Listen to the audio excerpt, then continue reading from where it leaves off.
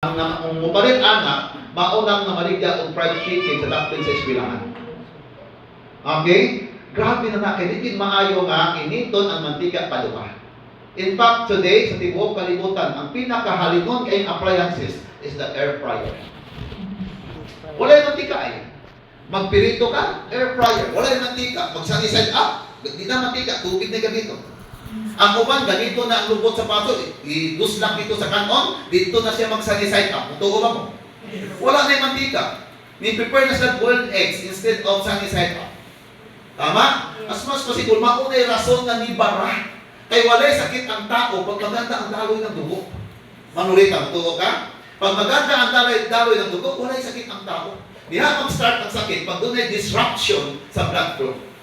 Are you with me? Yes. Okay, so, mauna itong makita karon.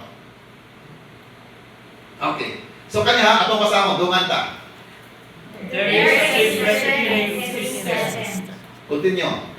In our body that no one is talking about. Mura lagi mo, ganabat sa panganchik.